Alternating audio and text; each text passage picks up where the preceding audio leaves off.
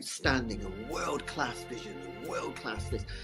I'm a real leadership geek, honestly. I've spent my whole career reading books and chatting to people. I just find the whole thing and the announcement, the way it's been announced, bizarre. If you could move away from a model where teachers are so intensely focused.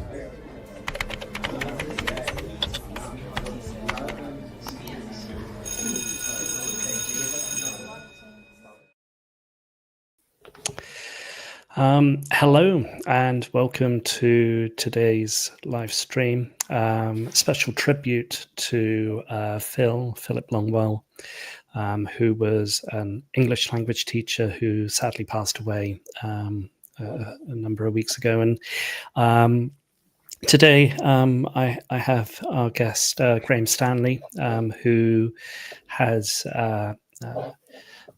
worked previously with Phil Longwell, and hopefully we can share some thoughts, memories, and pay tribute to his contribution in English language teaching. So welcome, Graham. Thank you, Martin.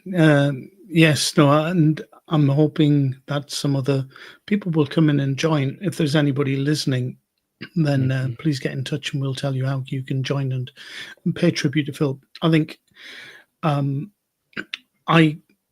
personally got to know Phil mainly through the International Association of Teachers of English as a Foreign Language, otherwise known as IATEFL.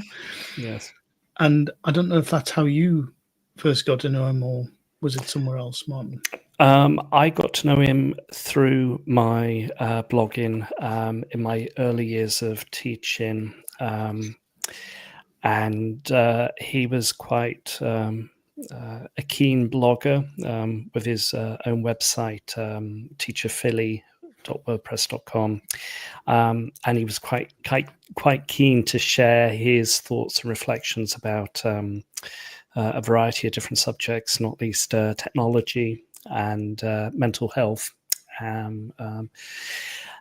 But yes, I just knew him through his online activities, yeah. which were numerous, multiple.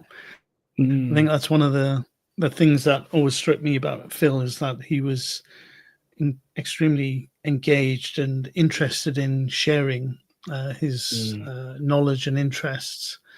And on his the latest blog, he often posted when he first set it up very in-depth accounts of some of the activities that he was up to, and then later he used the blog to talk about his mental health issues, and then it became a platform where you would talk about his illness, and then his other activities such as the running. He took up preparing to do a marathon. When he became ill, he decided that was one of the things he wanted to do, and also listen to the records from that 1001 records you should listen to before you die.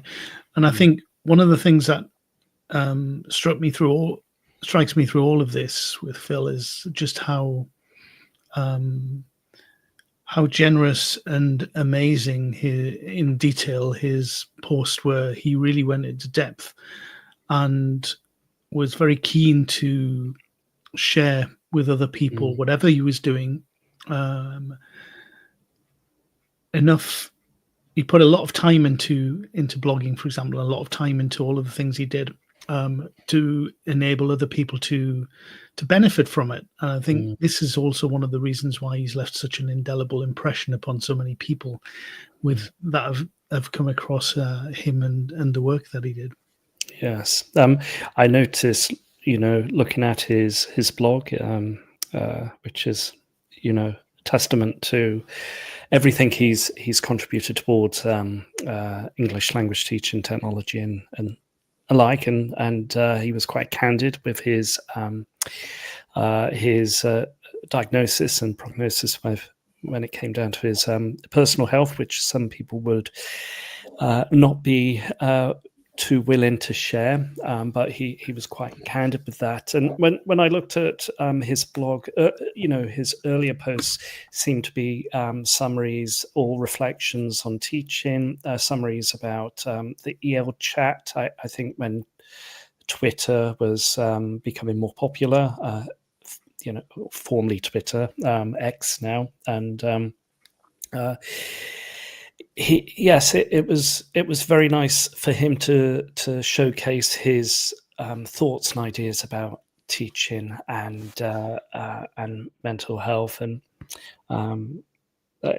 it's interesting. I may have bumped into him in person many years ago, but a lot of my interaction with him was via social media, his blog, and that sort of thing. And looking at his teaching career, because he did have quite a unique teaching career, teaching in numerous different countries in Asia, the Middle East, and then towards the end of his teaching career in the UK. Yes, he seemed to have had quite a experienced teaching career through these many different countries that he went to work in as well. Yes, definitely. I think he started English language teaching in, I think from his blog he says 2006, and and then he moved to be a English for academic purposes pre-sessional tutor back in 2013. But one of the things I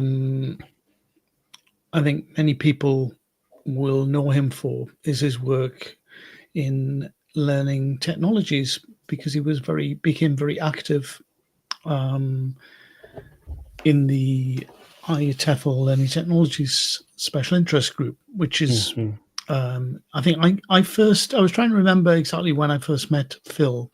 The memory I do have of meeting him was back in 2012 at the IETFL conference, and I think many people listening, or many people who've come across Phil, will have a similar experience.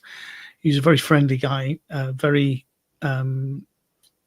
open to talking, and I think he and I talked because we were in the audience of the same talk back in that conference.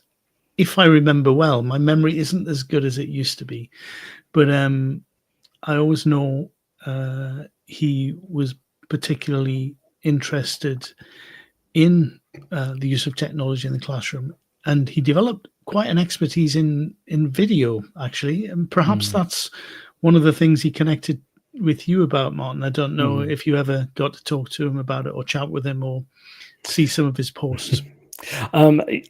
Yes, the video content that he was producing and his interest in video was led to some conversations and interactions with him, albeit remotely or online through social media. And he did comment. I think I did make a video, and it might have been last year, and about my experiences of returning back to South Korea to work here. And with Phil having, I think, about a year or two in South Korea himself, he shared some of his thoughts and experiences from that. So yes, there was some interactions going on, I suppose, behind the scenes. And you got to know Phil a bit more as well, didn't you, Graham, when it came down to ITEFL and yeah, around here's where my memory gets a bit hazy, but because I left, I was working in Spain around 2012, and then I left to move to Uruguay, and I decided that I couldn't continue being so involved with the IETFL as it was. I wasn't going to be able to get to the conferences, etc. So I kind of took a step back, but then around just before the pandemic, I think I became more involved and joined the Learning Technologies Special Interest Group again. And that's Mhm. where I got to know Phil better. He was newsletter editor at the time, and then he moved on to be the website manager, and I took over for him as newsletter editor, and he helped me get that off the ground, and was always very supportive and generous with his time and knowledge. And then during the pandemic, he and I worked with the other members of the committee quite closely with all of the online events that were done because of the pandemic, when everybody moved to doing things online, really.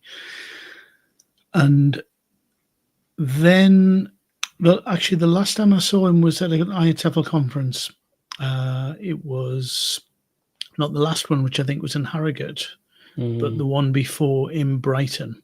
Oh, yes. And that was the first time in a while I got to an IATEFL conference. And he, by then, he was quite ill, and but he came down and attended, I think, 1 or 2 days of the conference, and we were able to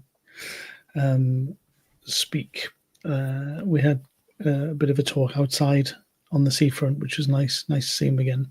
And then I didn't see him after that, but he did actually, when I started about now, I think it was about 3 or so years ago with Teachers Talk Radio, because there was a connection that he had with Tom, and I'm sure Tom, who's going to be joining us a bit later, will talk about this. He started listening to my show, and what was really interesting was that he was one of the few regular listeners who used to turn up and used to chat a lot in the studio during the show, and he used to ask questions, etc. And then I persuaded him once or twice to come on at the end of the show and just to chat and talk about the subject and about everything. And then I managed to persuade him to actually do a whole show about itself. I wondered if he was going to be doing about well-being or mental health, but I think at that point he was actually quite interested in not just being known for that. So he talked in the show about feedback. It was really interesting. So I did get to know better in the latter years, if you like. Yeah. Perhaps we could maybe talk about his impact with technology, because he was quite prolific with regards to technology and language learning, education, and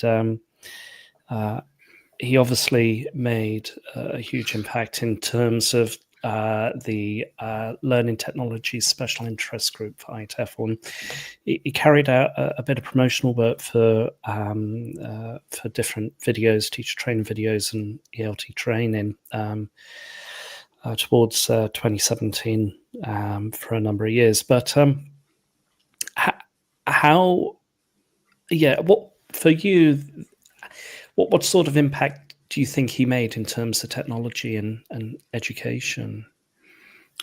Well, I think his involvement, as far as I'm aware, in the use of technology in English language teaching was after he took his master's.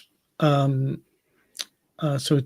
he studied his master's degree in ELT at the University of Warwick, and he specialised in ICT and multimedia. I think that came from his interest in video, actually. I would say that's right, because, as I said, as we mentioned before, he was very interested in and very adept at creating video. He created quite a few music videos, as that was his other passion, one of his other passions. And he has a YouTube channel which you can see a lot of these videos and a lot of other things as well.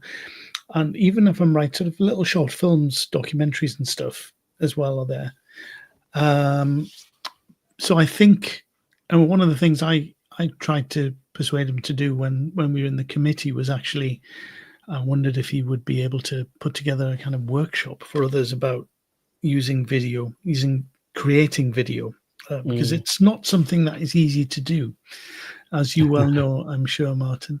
And so I think that is one of the his probably route into ICT was that. But I think he had an interest across all aspects of ICT in the classroom, and was certainly something he did a lot of in his own classes, I know. Yes.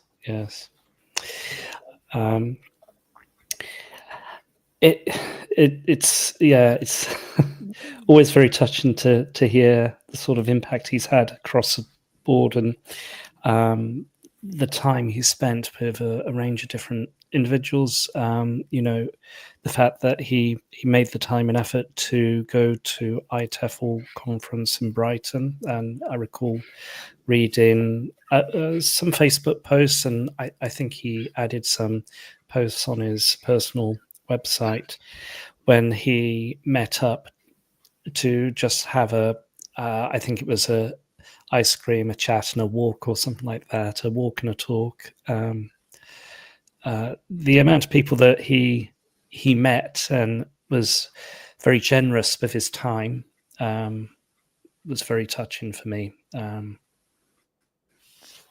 Yeah. And when it came to his ICT work as well, I think the other thing he was particularly interested in was this idea of helping other teachers. I think this is where he really had a strong point, helping other teachers use technology. He was very good at being able to support and help teachers who weren't that familiar with technology to get started and to use things. And again, I think his interest there with video was in trying to make instructional videos. And I know at some point he was involved in doing something related to that with teacher training videos, and yeah, definitely. So those tutorials, screencasts, the idea of giving digital feedback, all of that kind of thing was where I think he saw technology as really being able to help. So he's very much interested, not in technology for technology's sake, but as a method of being able to communicate and to help the other teachers, I think more than anything, from what I can tell, get started with technology and use it for the right reasons. Yes, yeah, very giving. Yeah, and then I believe for his MA, he did look at mental health in English language teaching, which is very much a subject which is perhaps considered off limits for some individuals to talk, to think about mental health in a very much a candid manner. But he was, as much as he was very giving to other people about, helping and supporting others, he was very keen to talk about the issues of mental health and the difficulties of regular employment in the UK, which kind of was reminiscent, and it connected with me because English language teaching, as most of us know in the UK, it's quite seasonal, with much of the work going into the summer and then the winter months being quite quiet. But he was willing to talk about this, that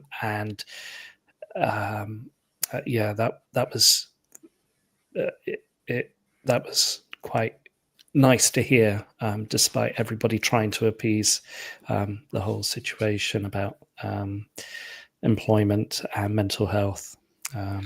Yeah, I think Phil was remarkable in the way that he was quite adept and happy to not, well, he didn't shy away from a lot of the difficult things, situations, and experiences he had personally and professionally, and how they affected him.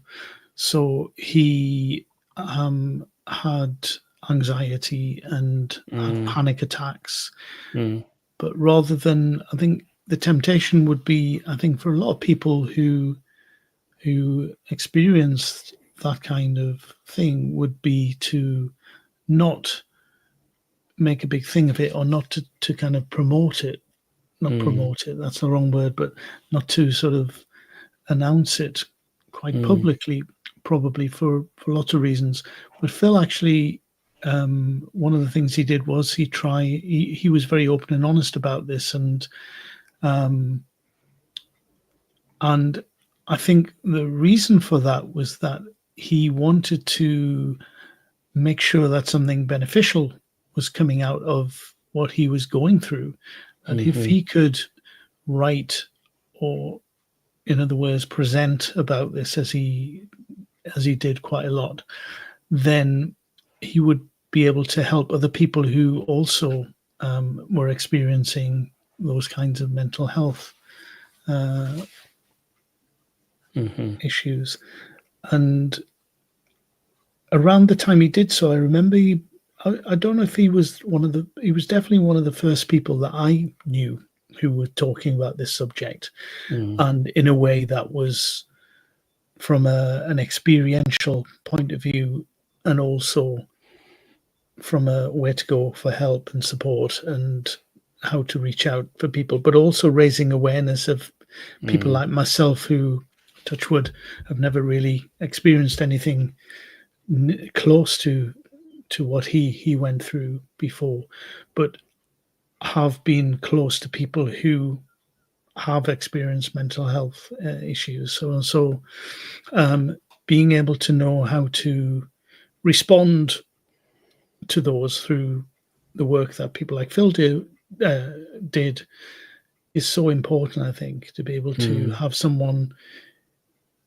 highlighting what he's been going through, for example, and sharing it, and sharing how he managed to deal with it, or how it was an ongoing thing, how he was managing it, was so important, not only for those teachers who may also have been feeling the same way, but also for people who are close to those teachers. Because one of the things, I think, if you've never experienced mental health problems in the way, for example, panic attacks and anxiety attacks that Phil did, is difficult to kind of understand what you can do to help, or how you can support, or just how you can kind of, just knowing more about it as well makes you more empathetic to it.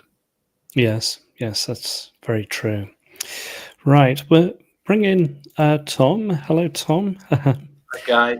You okay? Hi, Tom. Yeah. Welcome. And thank you for joining today, Tom, for tribute to Thank you, Phil's Martin. video. Yeah. We were touching upon Phil's impact with regards to mental health, and his candid and honest reflections about what he went through when it came down to the anxiety or the issues that he had surrounding that aspect. And perhaps we can roll it back a little bit, if that's okay. And perhaps you could share your thoughts on how you were introduced to Phil, and your connection with him, if that's okay.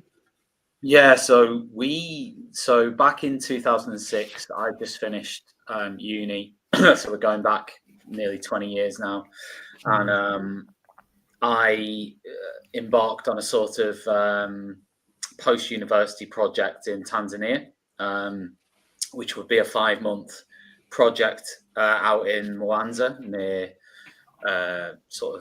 near Lake Victoria in Tanzania. And it was a teaching project. I mean, it was a voluntary project. It was a teaching project. And at the airport on the way out there, we met at Heathrow, and that's where I first met Phil, because he was part of that same project. Wow.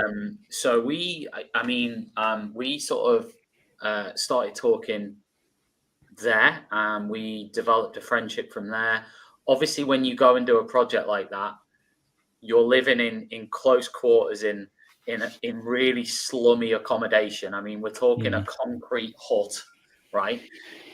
Enclosed, and there's only 5 of you, 6 of you in there, and you talk to people a lot, and you develop you sort of get to know them quite a lot. So Phil, I mean, the first observations from Phil out there was he was a really enthusiastic person. He approached the project with a huge amount of enthusiasm and commitment.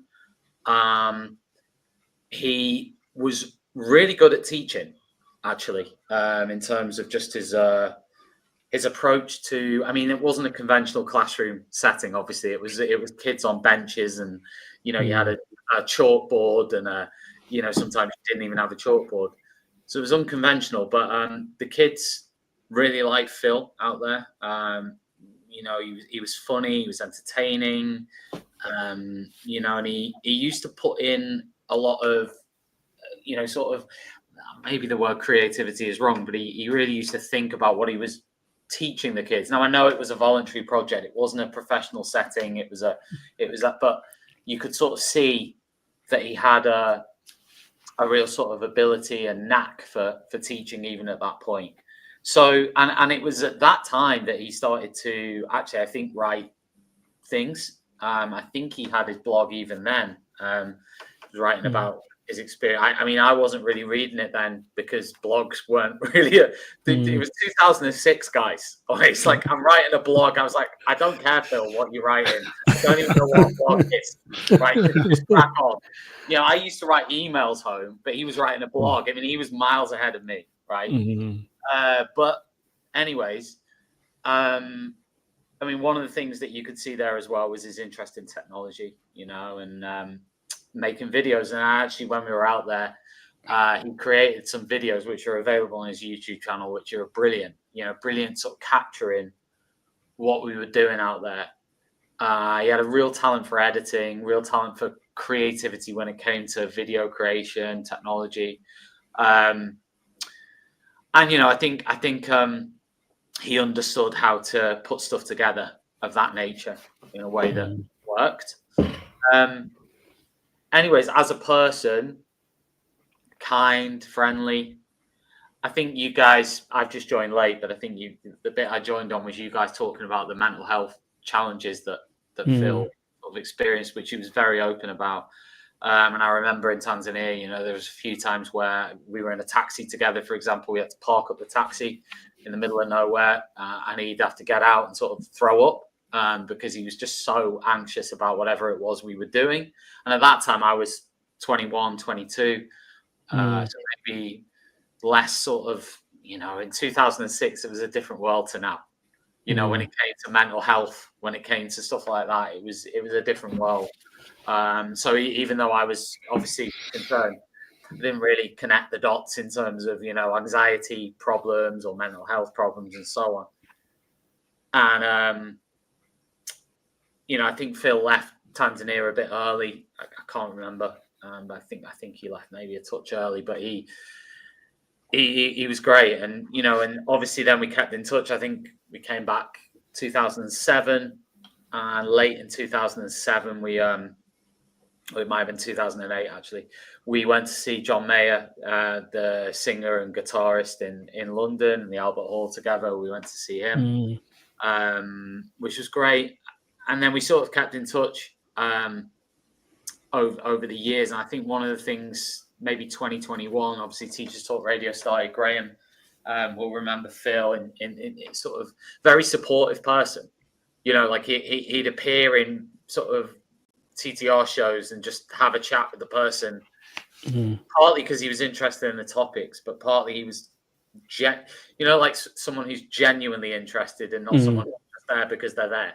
Like he had an interest in stuff that was genuine. It wasn't just because he had a blog, because he was interested in making videos, trying to build a profile.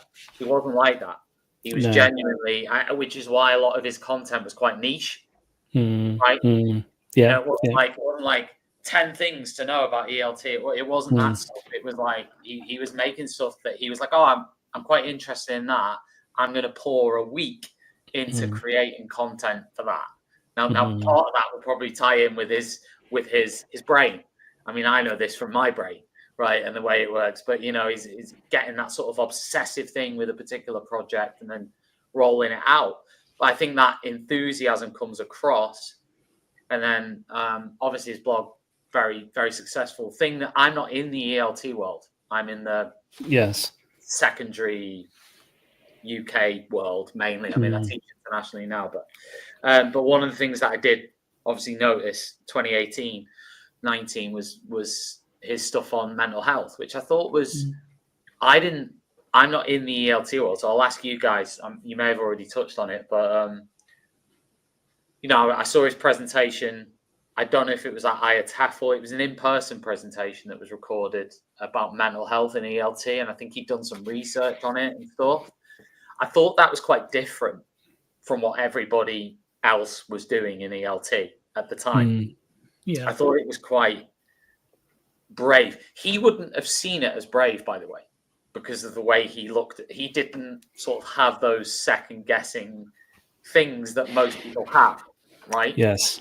Yeah. So people were telling him he was brave. I think from knowing Phil, I'm not saying he wouldn't have thought it was brave, but he wouldn't have seen it maybe in the same way that other people did. He'd have just seen it as talking about something that he didn't have those filters, right? Yes. So then he was doing his talks and stuff, and yes, he had the anxiety, but he didn't have the filter in terms of the content. So he was just talking about the content, talking about his own stuff. I know we talked about panic attacks, having to leave jobs early, having to not go for jobs. And he was quite open about being a sort of freelance teacher, and not because of his mental health challenges, not being able to maybe not hold down, maybe that's the wrong phrase, but be in a job for a long period of time and be in that sort of that role. But there's nothing wrong with being in the role he was in, which is that sort of, I'll drop in, I'll do this, I'll drop in, I'll do that, I'll drop out, I'll do that. There's nothing wrong with that, in my opinion. It's everybody's different. That whole longevity thing 20 years ago was seen as the gold standard. You've been there for this amount of time. You've been there for this amount of time. It's not anymore. The world's changed. And, that's, in my opinion, a good thing. So I think Phil's career was eclectic. It was an eclectic mix of things. But I think that 2018-19 mental health impact on ELT, you guys will know better than me, but I think it will be remembered. It will be something that started something or had some sort of impact somewhere, where people probably over the years will look back and go, do you remember when Phil spoke about mental health and ELT, and that maybe was contributed in some way to things? Yes, I feel that mental health as a subject as a whole really is, particularly in ELT, I'm not, correct me if I'm wrong, but I feel that mental health itself is, considered maybe off topic, or, you feel exposed potentially if you're talking about your own mental health. And I guess with Phil, he was very happy to share his experiences, what he was going through with his mental health, with his physical health as well, and to keep people posted when it came down to his diagnosis. And I fair respect to him, because not a lot of people would have been keen to share what exactly had been going on when it came down to that side of things. Yeah. Sorry, Graham, go I was just going to say he was a very open and honest and Yeah. very interested in sharing things that would help others, I think. Mm. Yeah, I mean, I was only going to say with regards to the blogs, obviously when he got his diagnosis and you know, again, you know, sort of reflecting the detail and the sort of Mm. you know, what he did will undoubtedly help people, or will have helped people in terms of, you know, okay, I'm in that position, what do I do, you know, how am I going to approach this, you know, those blogs will be, you know, to many people quite inspirational in the sense that, you know, somebody who's approaching things head on, obviously being able to run the London Marathon was I don't understand how he did that. I don't understand. Yes. Like, literally, I have no idea. Like, I can't. I think it comes down to his passion, his drive, ambition, Determination. Yes, yeah, determination. Thanks for the comment from Jan as well. He's incredibly brave in the ELT world to do his first talk on mental health. Very much so. So yeah, I think just coming back to the latter things, the London managed to do the London Marathon,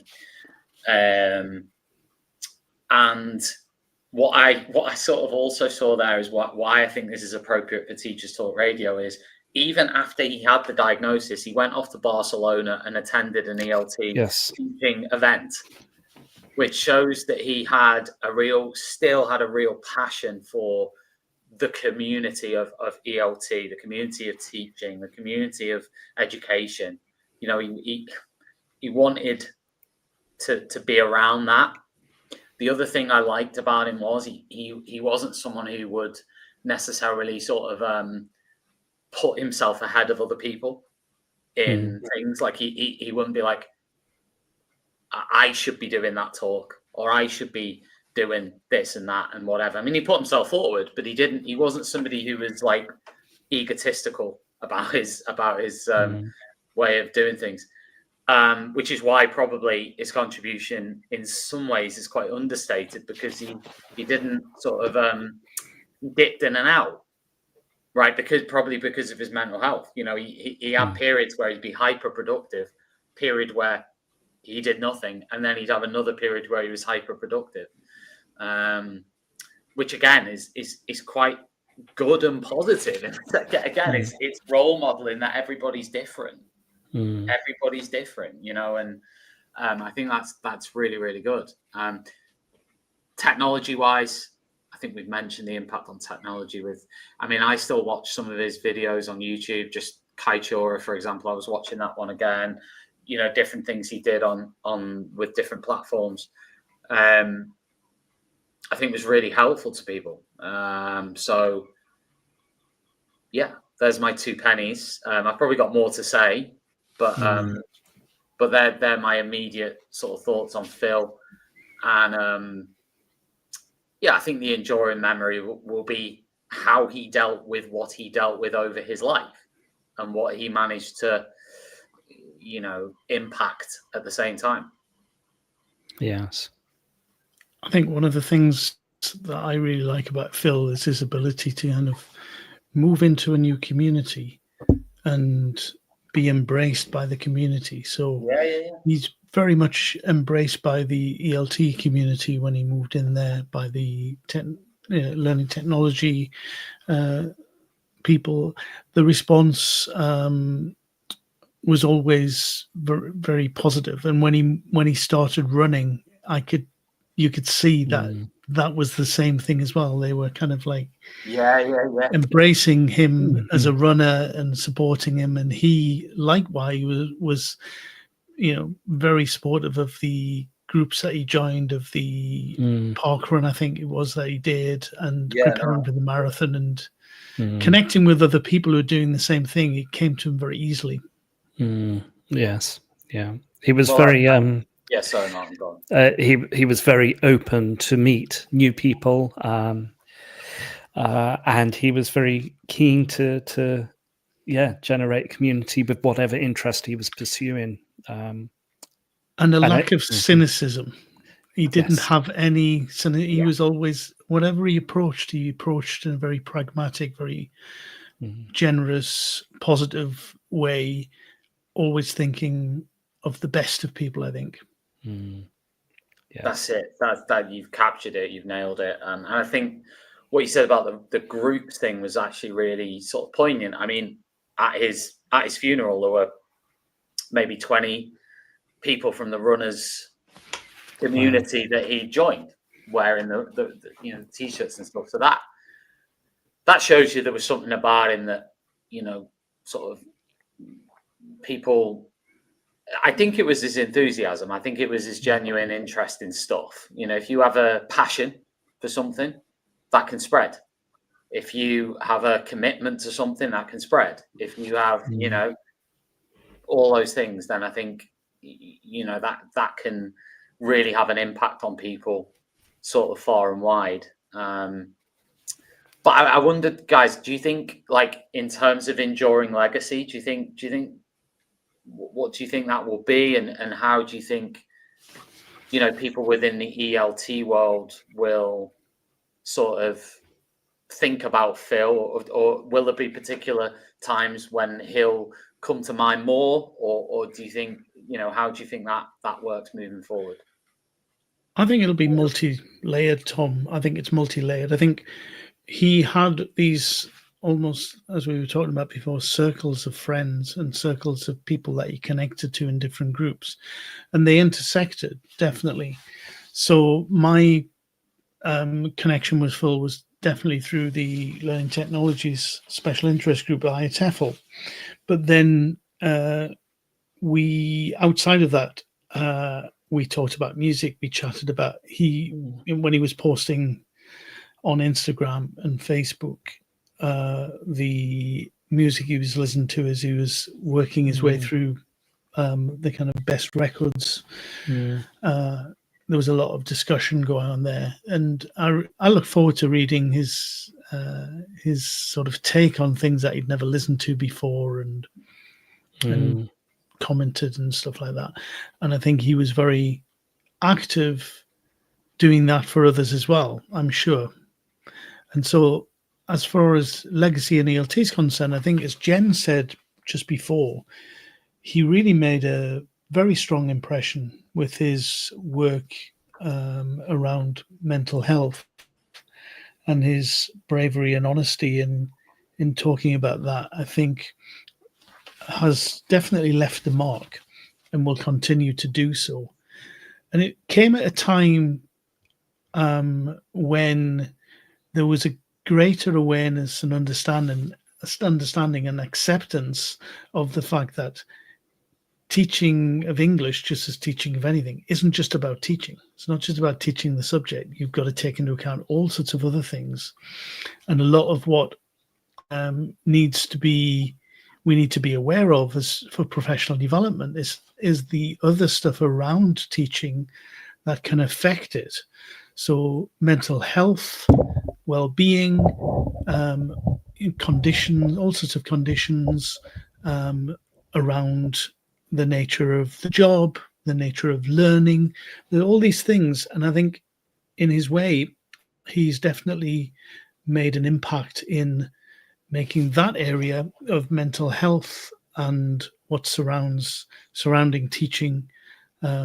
He'll be remembered for breaking ground, I think. Yeah, definitely. That's one of the things I know that will be one of his legacies.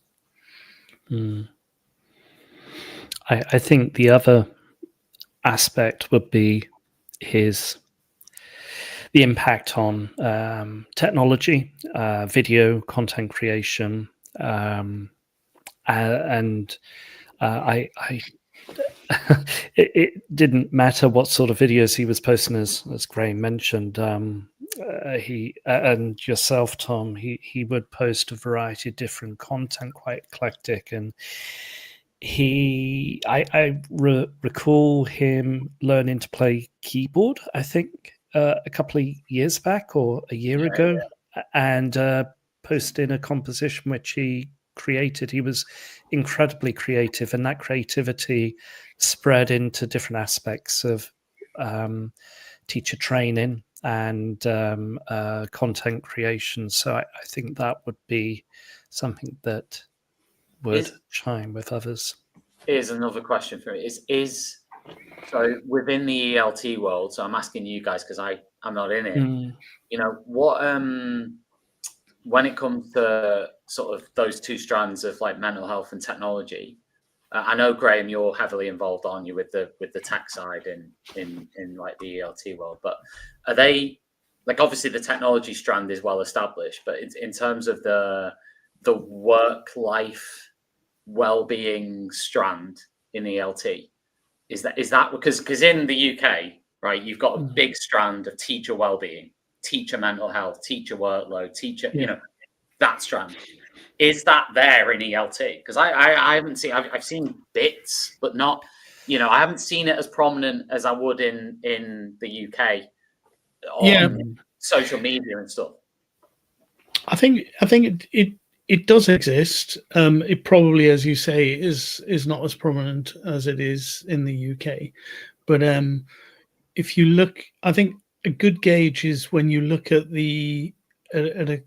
who's speaking about what at a conference. One of the things I like to do, even if I'm not going to a conference or can't attend anything online, is have a look at what people are speaking about. It gives you an idea of what they're interested in, where the trends are, and what things people are actually concerned about knowing, or because it's not only about what the organizers have chosen to put on in the program, but it's also about what people have submitted. And so you can see from the amazing explosion in AI what people are interested in as far as technology is concerned. And I think if you look at conferences since back when Phil first spoke about it, there's always been talks about well-being, mental health, mindfulness. There's been a growing interest in that area. There's a greater understanding that these things are important and we need to know more about them.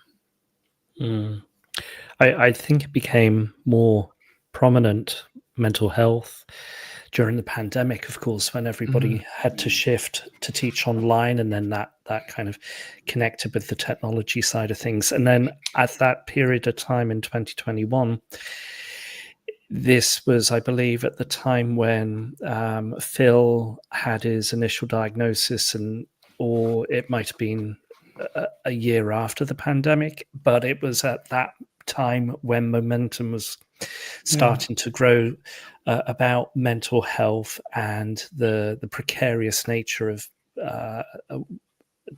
English language teaching in the UK. I think, Martin, it's not only about the pandemic. I think it's also something, and there is a link to technology, because mobile phones mean that we're always on, we're always available, we can always be connected. Social media as well. People started the clear lines between work and personal life have started to blur back then for all these reasons.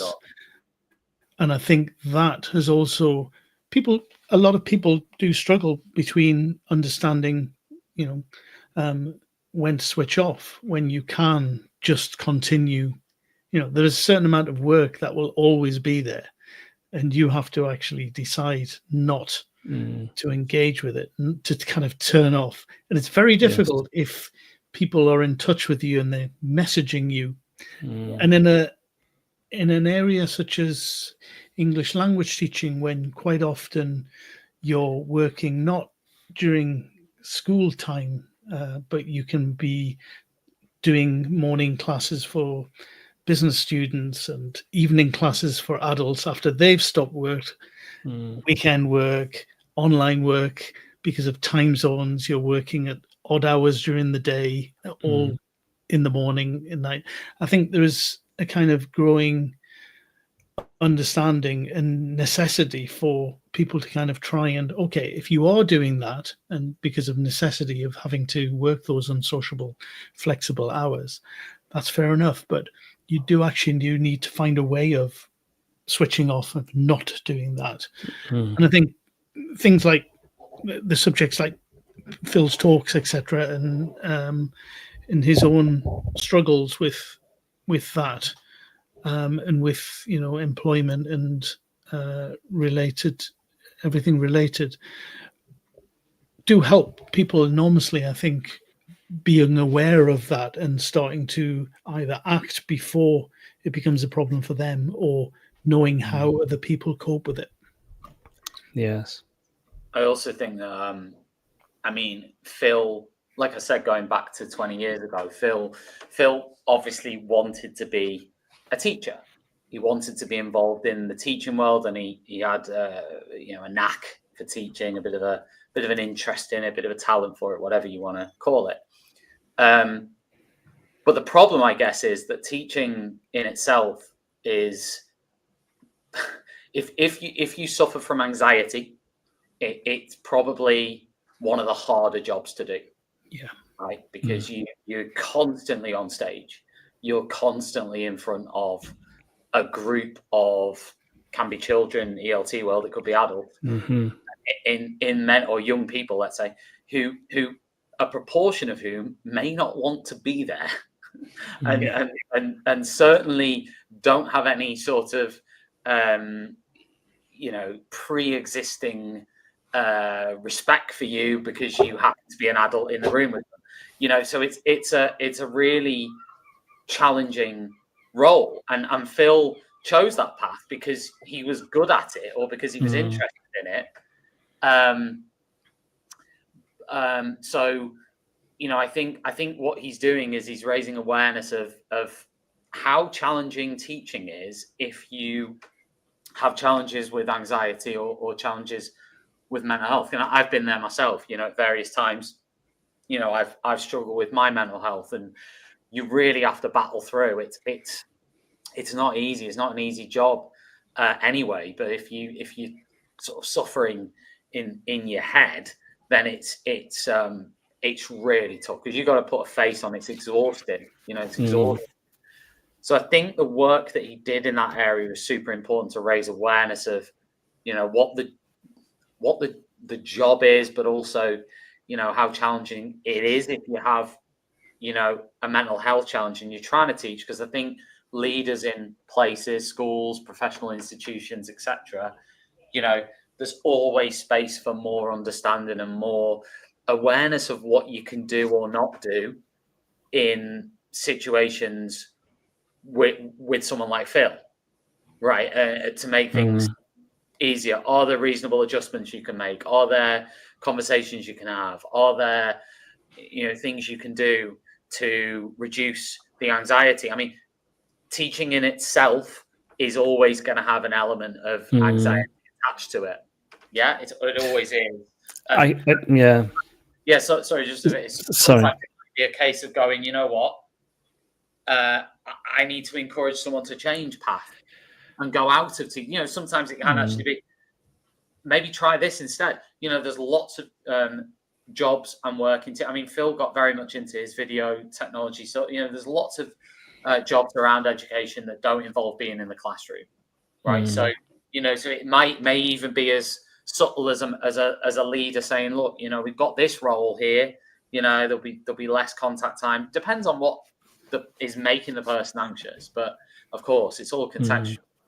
But, sorry, I suppose when it comes down to mental health, when it comes down to teaching, the immediate thought goes to student mental health rather than a teacher mental health. And we a lot of institutions and academic institutions now have someone that students can talk to, but then obviously adjustments need to be made to accommodate teacher well-being, teacher mental health, and for employees and teachers to have that conversation to make it accessible and for people to be, to have a place to sound out their thoughts and ideas or anxieties that they're facing in the classroom.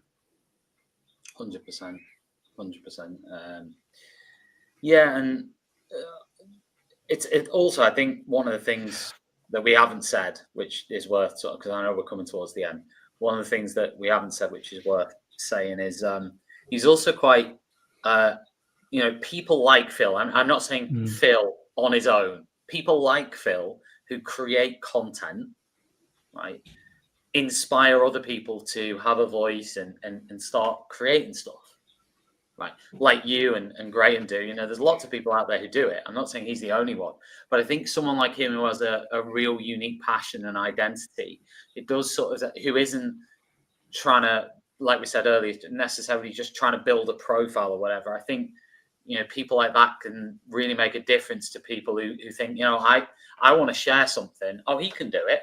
So that means I can do it, or maybe I should start a blog, or maybe I should start a YouTube channel, or maybe I should do this and do that. And he was quite, in his nature, there wasn't any real sides to him. So, for a lot, and obviously he was very vulnerable with everything that he shared. So for someone else out there, they're thinking, yeah, if he can do it, I'm going to have a go at doing it, and I think that's a really good sort of another positive strand to people like Phil. I mean, I'm not saying he's the only one. There will be many others out there, but I do think someone of his profile and his way of approaching things to do it is quite impactful.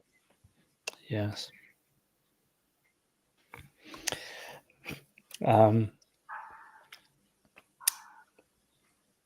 Well, looking at his website,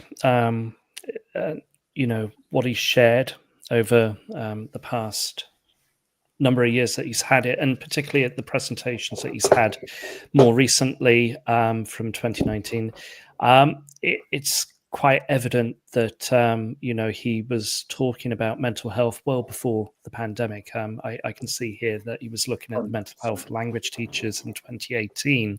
Yeah. And it continued on through throughout the pandemic and after the pandemic, and it raises that need to talk about this topic that generally most people would shy away from, and I think that's very much what Phil was like. He was very keen to talk, and as I mentioned to Graham, and perhaps Graham, you mentioned you met him at ITEFL Brighton on the beach and had a chat to him. He was willing to give people time to just chat, and I think he spent a few days.